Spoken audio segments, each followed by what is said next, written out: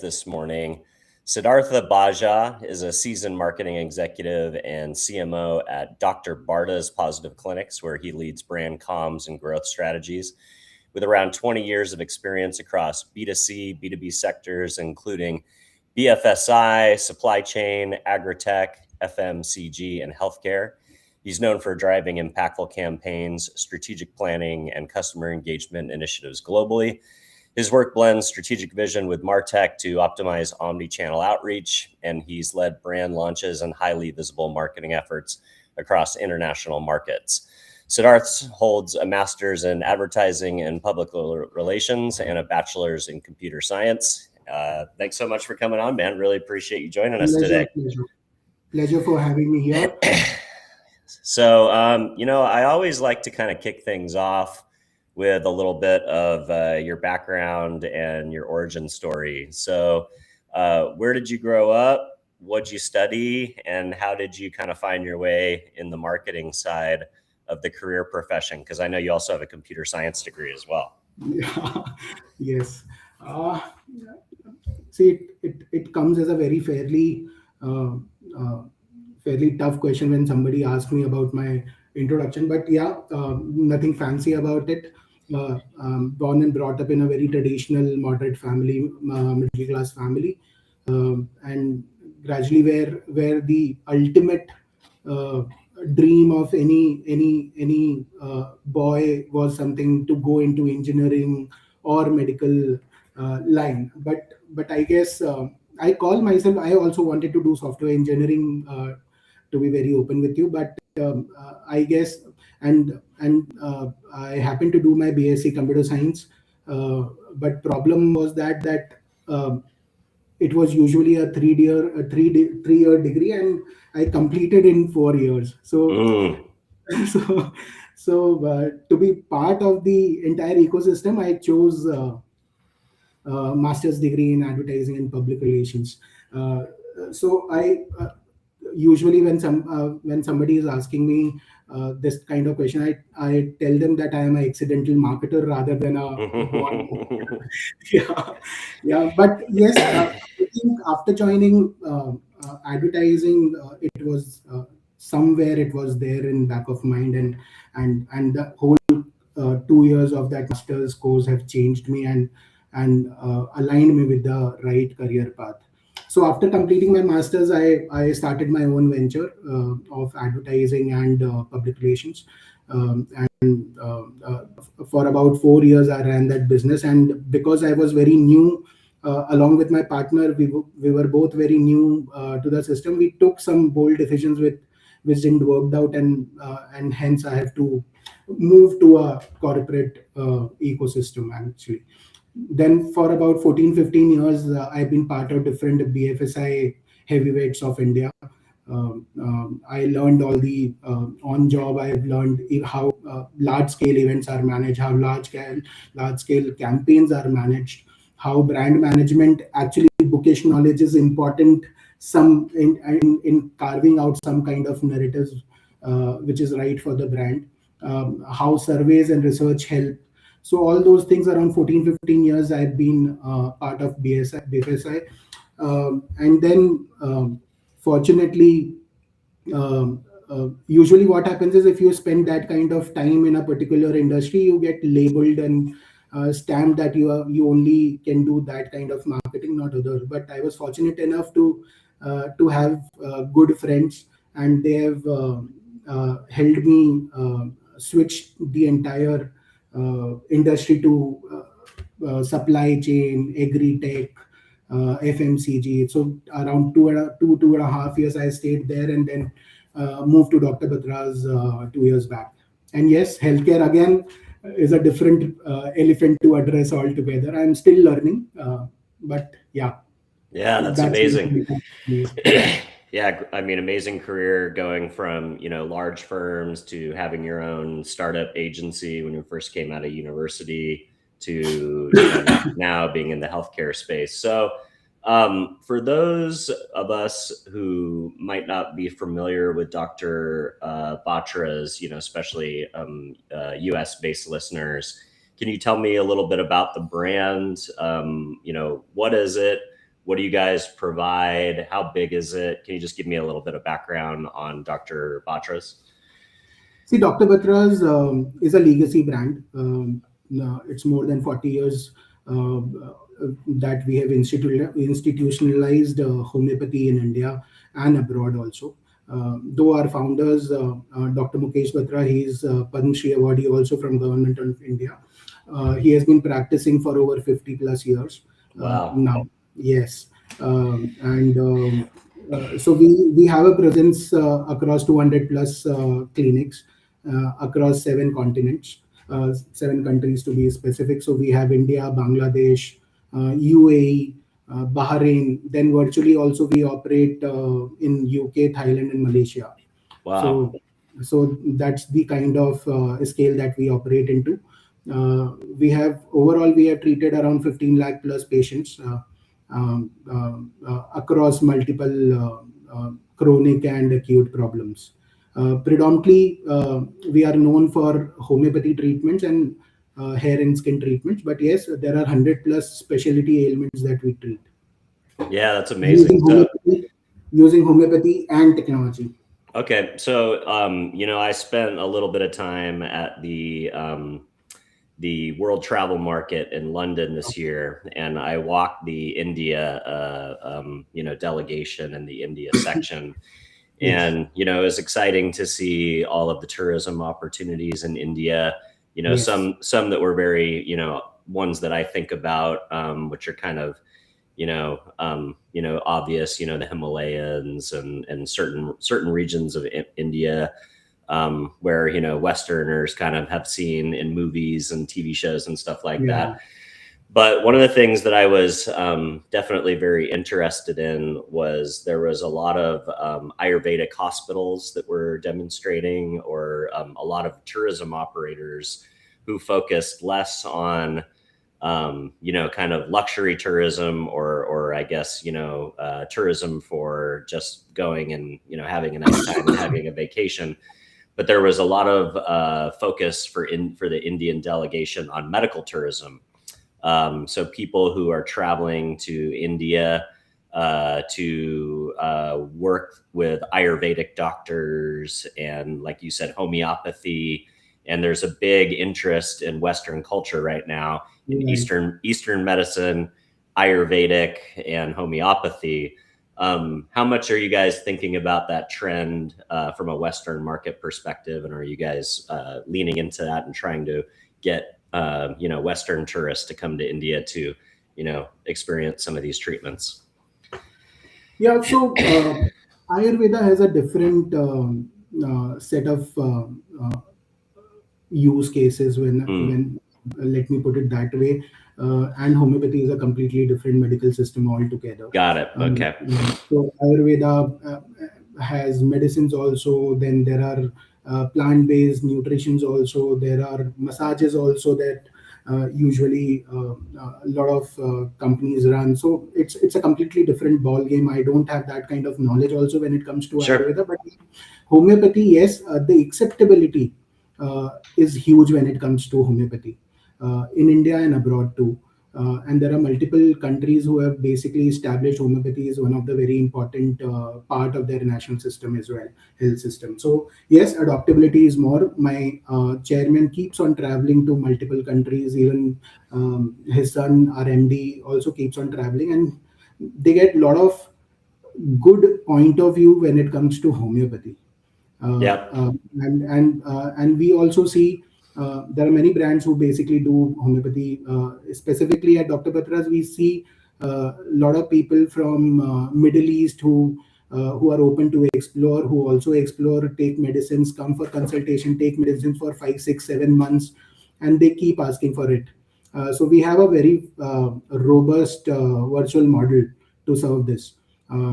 Like I said, before COVID, we used to have a physical presence in London, but we have closed that down, and now we are serving those patients through virtual consultations.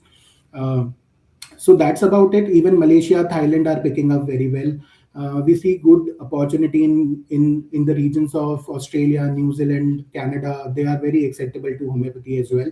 So yeah, it's a medicine system which is globally recognized and accepted too. Yeah. So tell me a little bit about the parts of the brand that you're marketing. So you have these kind of physical locations there, you could call them clinics, I suppose, Right. or offices. And then you also have the telehealth, right? So you Yeah. have the ability for consumers to have a telehealth appointment with one of your doctors, I imagine, and kind of get consultation and information via Yes. the virtual world. Do you guys also manufacture or use your own brand of medications? Like, do you guys, is Dr. Batra's like a brand of homeopathic medicine, or is it, or do you guys prescribe or use other brands in your practice? So medicine is outsourced. We don't manufacture our medicines. Yes, the entire treatment protocols, the entire in-clinic experience, patient consultation, everything is in-house. The doctors are, we have the largest fleet of doctors, specialist doctors across various ailments. Around 350 plus doctors we have globally. The entire process itself is very robust and seamless. So if you let's say around 130 plus cities we have our presence through physical clinics, and somebody who is uh, not part of that city, they can always, either it's completely their choice whether they want to do a tele or video consultation, or they want to come to the clinic and meet doctor physically. So both the options are available to them. Having said that, we also have products business where skin and hair care related products we give, and then there is a specific aesthetic division also where we give hair growth treatment or treatment for hair loss, hair fall, and skin related issues. Cool. So you do have your own direct consumer brands in addition to Yes, the yes, yes. to the medical sites. Okay, very cool. And then so in the United States, we have very strict regulations around marketing and advertising, especially as Very it much. pertains to the healthcare industry. There is a law called HIPAA, which really provides a lot of privacy uh, Correct. guarantees for the consumer around marketing or advertising, or even holding medical records in regards to certain physical ailments or your health background. And this creates complications as a marketer and an advertiser on what you're allowed to do and what you're not allowed to do. In the markets that you guys operate in, are there any concerns around this kind of like personal information or healthcare records? Does that create challenges for you, or do you guys operate in markets where there are less restrictions? Would love to understand that component for how you guys work. Yeah, regulations, regulatory framework when it comes to, so it's healthcare is a very sensitive place to be in. Yes, definitely, it's a very regulated and highly guided under a lot of laws and regulations and guidelines, which comes into picture also, which is enforced by governing authorities of India. So, like there is a claim of cure. Like if you come for a particular problem, I cannot publish that I can cure anything. It is not the right frame of work, not the right approach to be in. There are certain diseases you cannot name them also in your Mm, marketing. So that is also one thing.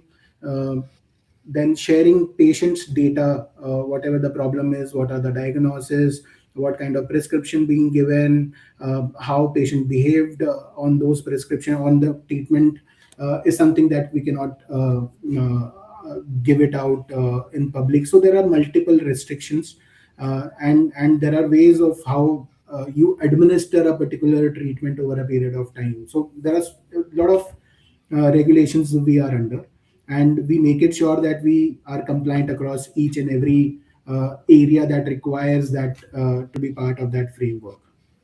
got it. Okay, so you guys do have a similar, maybe not the exact similar Yes. regulatory environment, but it Yeah. sounds like you're talking about a lot of the same concerns, mainly, Correct. claims, the ability to target and share data, et cetera. So it sounds like you guys are working with some of the same restrictions. So Right. All right, so let's talk about channels. What channels are you guys most active in? What is working in driving your current demand funnel? Are you guys heavy in programmatic, search, social? What are the channels that are performing best for you these days? See, when it comes to marketing, we are predominantly digital first. Okay. Yes, across India, there is fairly huge demand because the population itself is large, right? So, Google definitely, because when it comes to search and precision-based marketing, Google is one of the biggest players, and you cannot ignore that fact. So, in India, almost 80+% is enjoyed by Google search. So Google any which ways becomes the important mix of that media plan. Then we do have Meta. We keep on doing a lot of things on Meta as far as performance, brand awareness, recall is concerned. And then there are a lot of affiliate marketing, a lot of email based marketing, demand generate for generating demand. There are SMS, WhatsApp, so multiple mix. And then social media also becomes very important to create that affinity for the brand. Uh, yeah, this is predominantly. And then on a activation side, physically we keep on doing a lot of patient engagement activities, and localized city-wise activities to make people aware that how homeopathy can help you in your overall health problem. So you mentioned search, that 80% of Indians use Google products and are on the Google platform and are reachable through Correct. search. One of the things that I've been talking to a lot of marketers these days about is the AEO conversation, right? The agentic nature of how search is changing. 60% of queries no longer end with a click. True. Search traffic is down, but a lot of marketers are reporting when those searches do end with a click, the users are much more informed. They're ready to buy, and they're no longer in the research phase. They're in the buy phase.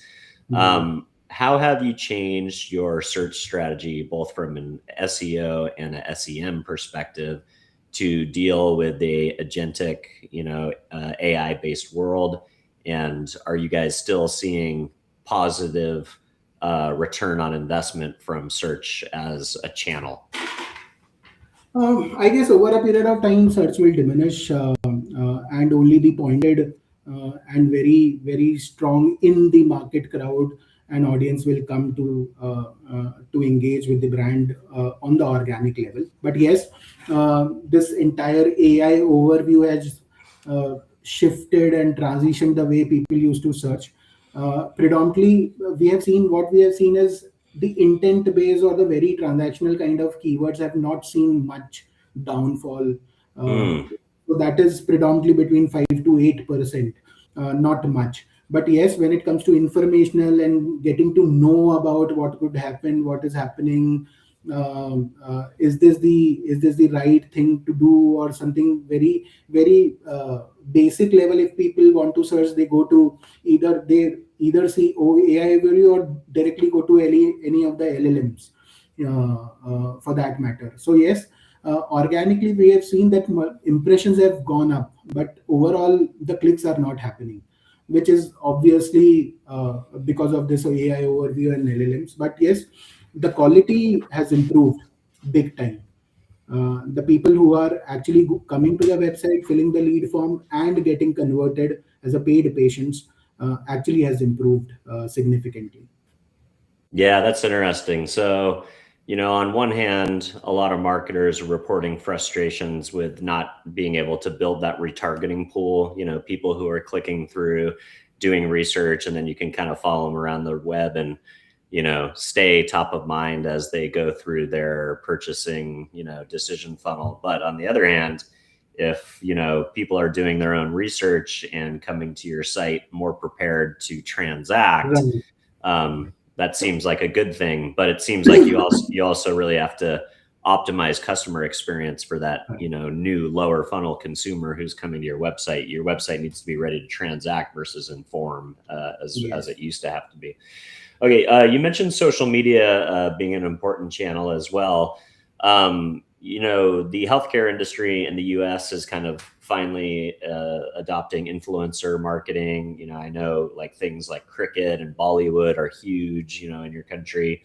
Are you guys able to tap into people who've built large Indian audiences on those social media platforms and use them for collaborations or data targeting? Do you guys do much of the influencer marketing space? Is that something that you guys are able to tap into? Yeah, last year, so influencer marketing, there are two perspectives to it. One is picking up bigger influencer, not the celebrity status one, but bigger influencer in terms of content creators perspective. So we have explored this last year heavily, and the early shoots were wonderful. But we thought that rather than spreading it too thin, we go region wise, because India itself is divided into many regions where multiple language, multiple dialects are being used within a small cohort also. So we do a lot of regional centered influencer activities, a very mid to small level influencer that can influence that particular locality. So it becomes more localized clinic wise activity rather than doing on a national or global scale. So, and that is working out fairly well for us, because if I'm talking to you in English and you understand English only, that becomes more relevant also, rather than you talking in English, I talking in Hindi. It doesn't make any sense. So that is the overall. The south part of India is completely very language centric. Vis-a-vis north is pretty easy when it comes to. So Hindi is a majority of the language. Majority of the state speaks Hindi. So that's how we segment our cohorts and accordingly do our marketing when it comes to influencer. Yeah, that's interesting that you almost have to like localize by region Yes. in India, which is, obviously, it's starting to become more of a thing. Obviously, in the States, like we have localized spots for Asian audiences. We have localized spots for Hispanics, Spanish-speaking audiences Right. in the US, but you guys are dealing with so many different regions and dialects, and so it sounds like you're almost able to use influencer marketing as a way to localize campaigns, make them feel more community oriented, especially when you have different Right. dialects and languages. Got it. Okay. How should CMOs be thinking about brand versus performance in today's kind of heavy pressured environment to, always be delivering to the bottom line? But how do you maintain an effective brand awareness that is able to kind of drive those lower funnel activities? Very interesting, actually. I believe we are going back to where we were 20 years back, when brand was the king, right? How you communicate, how you reach out to people, the way you reach out, the kind of storytelling and narrative were there. I guess we are going back to that route. Performance, yes, performance in a business, it becomes a very important KPIs to meet. But only thing is, again, search, be it anything, you the intent led audience will be very less over if you compare it with the overall universe. So you need to create new cohorts, people with new affinity, people who are looking for something, but they still don't know whether they are looking for the same thing or not. So the storytelling and narrative, brand, communicating about the brand, it's good, it's bad, whatever it is, becomes a very core of whatever you do in marketing, right? So that is my belief. And Meta, I'm sure you must be knowing, after coming with their Andromeda policy, brand awareness becomes the top priority for all the brands across the globe, not just India. Yeah.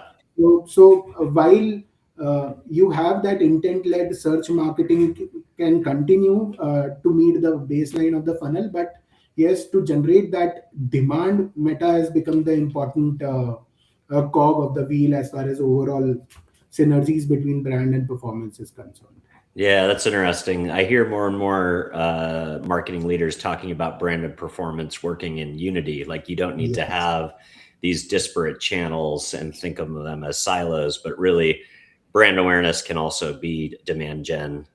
yes, And the other issue is that there's this premium nature of like measurability. So if you can measure something, it's a premium, therefore it costs more. That doesn't mean that channels you can't measure aren't also working. right. I'd be curious to hear, what types of channels do you guys use that have either lighter measurability or no measurability, but you believe still have a strong driver on the performance of the brand or the demand gen funnel. Okay, so there are two, three angles to it. When it comes to social media, when you do any basic boosting, okay, without a call to action, it doesn't directly give you anything, right? But when you show it frequently to a particular person who is looking out for something, or might have something at back of the mind. So Mm, around 4 5, with a 4 5 frequency, if you are showing something, then probably they will start actively searching for the brand or the problem, right? And then gradually it percolates down to either visiting a website or going to my Google My Business listing, or seeking more information through any of the search mediums. So this is how we see, and there is across the places we have callback numbers also. Then rather than filling a form, people who are actively looking, they tend to give a call rather than filling a lead form and then waiting for the call to happen. So it's incoming is something that is fueling that top of the funnel kind of marketing across either Meta or social media for that matter. yeah, that's interesting. So how much do you think about customer service as an opportunity to build the brand? There's a lot of famous brands in the United States that really leaned into customer service and kind of going above and beyond and making that like a word of mouth opportunity. Zappos is a very famous one. Yeah. A lot of times, when you're dealing with high volumes of either inbound calls or outbound calls, if the consumer has to wait on hold, if the person who answers the phone isn't helpful or have a good attitude or have a certain skill set of customer service, it ends up becoming a bad experience for your brand rather than a good experience. How much do you as the CMO think about that call center or that customer service line of business actually being an opportunity to market and most importantly not ruin the reputation of the brand? It's huge. Actually, see, being a marketer, it's not only my job to bring patient to the clinic's door. It's the entire experience before coming to the clinic. That is call assisted, whatever it is, and then bringing them to the door of the clinic, the consultation, the adherence of the treatment, the kind of treatment that is recommended, and the entire journey of they being part of the entire healing process. So yes, the first entry point, my front line is, so there are two front lines. One front line is my advertising and my campaign. The second front line is my call center, right? Like I said, incoming calls is something where we convert more, right? So I'm sure something is going very good when it comes to incoming. They are happy with the kind of consultation my advisors are giving to them. They are not very salesy, not pushy. You have to be, when somebody is going through some kind of personal problem medically, then you have to be very empathetic and caring about it, Mm. rather than just pushing them to come to the clinic, right? So in that manner, the first kind of experience is very good. We keep on listening. There are a lot of quality checks also we keep on doing regularly, every fortnightly, every 15-20 days. We pick calls from call centers across my team. We distribute and hear what is happening, how they are conversating with the patients, and is there any kind of process that we can improve and make it more uh, convincing and holistic rather than just being salesy and sounding salesy about it. So that is how checks and balances are there. Medical team is also very actively involved in this process. They also go through, because see, my advisors are not doctors when it comes to telephone, attending the telephone of the callers, right? So they also see what kind of verbiage is used. They also see if they are not committing wrong thing, wrong treatment process, wrong protocols to the person who is looking for some kind of information. So that becomes supreme thing. So what they have to commit is, yes, these are the treatments that we give.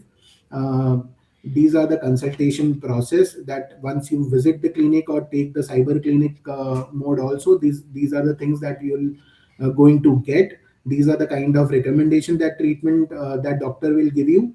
And if you have a persistence problem, then you should show the medical records also to the doctor, so that whatever treatment is recommended is holistic, rather than talking about the ailment itself. They are not medically uh, sound in addressing medical questions.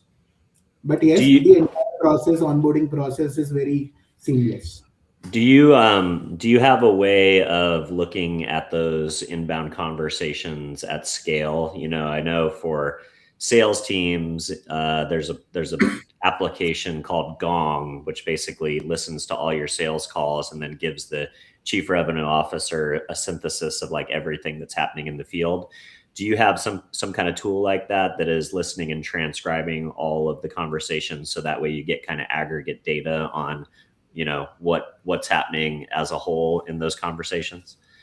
Yes, we do. This is under pilot right now. We are evaluating a couple of tools. One is already being implemented, and the early signs are really good. So what happens is, this what this tool does is, they take all the calls inside. They make a script, a very short summary out of all the things that they have understood, and then they give the summary that these are the working points that needs to be taken care of. These are the things which callers are doing good, and these are the things that you can implement, so that the calling time can be reduced and people feel more connected and belonged. Yes. That's cool. So So yeah. it's So almost like essentially, a yeah. script builder, FAQ Yes, yes, builder. yes, I yes, love that. yes. That's very cool. Okay, what do you think are the most important skills that marketers need to have in the current environment? Hmm. See, understanding of business becomes the important aspect. So there are three, four approaches to it. First, you understand the business dynamics, which is very important, because you have to uh, grow the business over a period of time through your marketing efforts. The second, you need to also understand your target audience, who you want to bring, right?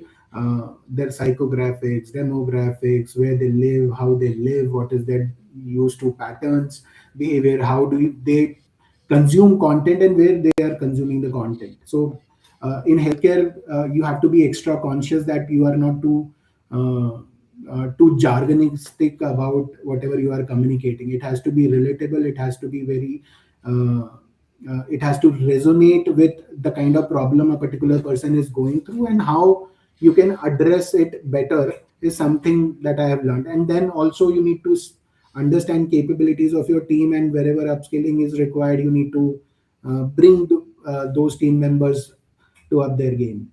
So and also the medical part. Mhm.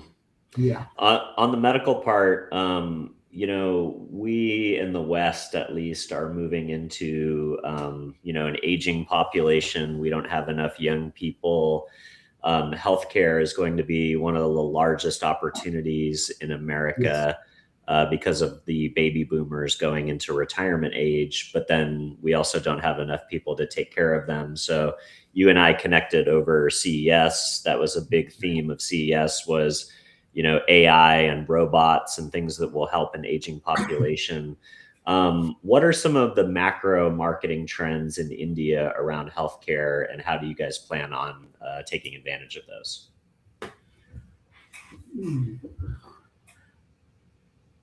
I guess over a period of time, India will also age. That time is not too far. So, uh, be it social ecosystem or governmental ecosystem or medical ecosystem also needs to talk about the same at large on the same topic.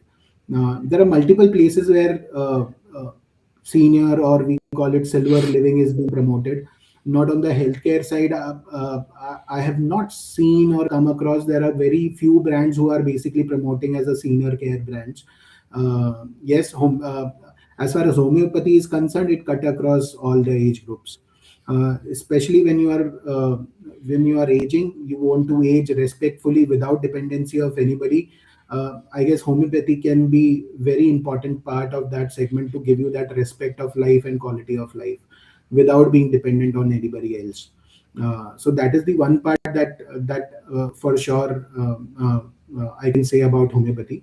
But yes, there are multiple facets where a lot of brands are doing good work when it comes to making supplements for the tailored for the citizens, senior citizens. There are whole altogether a different community which is built, multiple communities which are built to take care of senior citizen well-being, right from stay, right, then consultation, any kind of fitness related problems are concerned, any medical related problems are concerned. So yes, things are evolving, not on a very fast pace, but we'll get there. There's another interesting trend in the West where Indian expats to America who have come to the U.S., gotten a U.S. education, and worked for U.S.-based companies, made a lot of money, maybe had exits. They are now moving back to India, not only to take care of their parents, who might be aging into that demographic that you and I were just talking about, but also just to enjoy, the quality of life that comes with, having resources and living in India. Are you thinking much about that demographic? Is that a big enough demographic to take into consideration, or have you seen that as a trend as well? Into bits and pieces, yes. But there are also, this is also the fact that many Indians are leaving India also. I don't want to dwell much into that, but yes, once you achieve that some kind of stature, any which ways you want to be part of the ecosystem where you are born. That is one part. Second, uh, you can live a very quality life without spending too much. That is one part. Second, healthcare overall also industry is fairly economical when it comes to when you compare it with US or UK for that matter. Healthcare is phenomenally cost effective, be it chronic ailments, be it very serious ailments, or for anything. So yes, this is one of the reason. Then sometimes what happens is, if you are away from home for a longer period of time, then there are a lot of things that start seeping into your mind also, and to get that peace people usually return. Mm. So yeah, I'm not seeing that bigger trend where people are returning back, but yes, into bits and pieces I have seen that a lot of people are returning for a peaceful living, a peaceful life, not only with family members but holistically also, economically, financially, everything, and Interesting. physically. Very cool. Well, hey, it was awesome to spend some time with you today and learn about your story and learn about the marketing that you're doing at Dr. Batra's. If the audience wants to connect with you directly, or if you would like to send the audience to learn more about what you're doing, where would you like to send folks? Yeah, they can. My email ID is Siddharth SIDDHARTH .Bajaj BAJAJ at Dr. Dr. Batras BATRAS.com. We'll Or put they it in the can show notes they if can that's connect me. helpful. Yeah, or they can reach out to me through my LinkedIn as well. Amazing. And for those of you who are watching at home, if this is the first time you're seeing the show, don't forget to give us a follow or a subscribe. If you are listening to the show, a honest review is how we find a larger audience organically. And last but not least, if there is a marketer out there who you think would be interested in hearing my conversation today with with Siddharth. I would appreciate you sharing the show. Maybe somebody who is interested in the Indian market or the healthcare market in general. And I have his email as well that I will go ahead and include in the show notes today. So with that, I'm gonna wish you a happy. I think you're going on the evening side of your day, right? I think we're the opposite. I'm just getting started, and you're gonna get to go and pull the parrot and enjoy a night with your family, hopefully. Thank you so much for having me here. I simply loved it. Awesome, man. Thank you. Well, take it easy, and we'll stay in touch. Okay.